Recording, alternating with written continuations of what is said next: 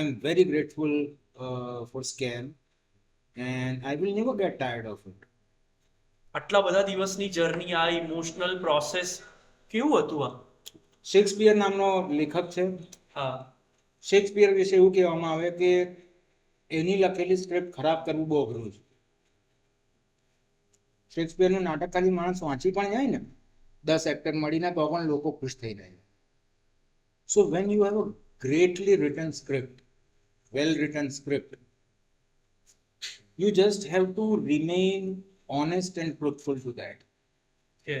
So I was honest as an actor. મને પહેલા દિવસથી ખબર હતી કે આ character is behind. I have to remain behind, not in front. I am a pillar who is supporting this great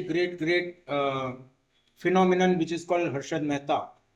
I don't need to overpower him. So I was always honest about that fact as an actor. And I was always truthful as character of Ashwin Mehta, to the character of Ashwin Mehta. પહેલો દિવસ કેવો હતો set પર?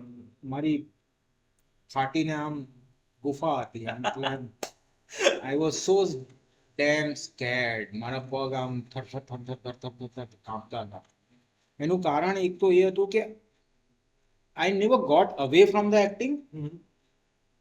હું research હંમેશા કરતો, લોકોને train કરતો, બધું કરતો, પણ I was not in front of camera for many years. Okay. That is the first thing. Second thing, હંસલ મહેતા. તો હું બહુ ડરેલો હતો, but I never let it show. જાણવા નથી દીધું. Correct. And પહેલા 2-3 દિવસ પછી I was અંદરથી હું anxious હોઉં, પણ હું કોઈને દેખાવાના નહોતો. અને હું I used to go very well prepared. Right. કે હું બધું વાંચીને ભણીને સ્ક્રિપ્ટ જોઈને જાઉં. અને હું ને Pratik use to travel lot of time together. એ કાંદીવલીમાં રહેતો હતો, હું મલાડમાં રહેતો હતો, તો અમે સાથે જતા હતા, તો અમે ઓન ધ વે લાઇન્સ કરી લઈએ. પ્રતિકને મેં પહેલા 1-2 ફિલ્મમાં હું કોચ હતો ત્યારે હતો એમાં, Right. તો એને ઓળખતો થઈ ગયો હતો. વી વર લાઈક ફ્રેન્ડ્સ. તો ઇટ બીકેમ રિયલી ઇઝી એવું.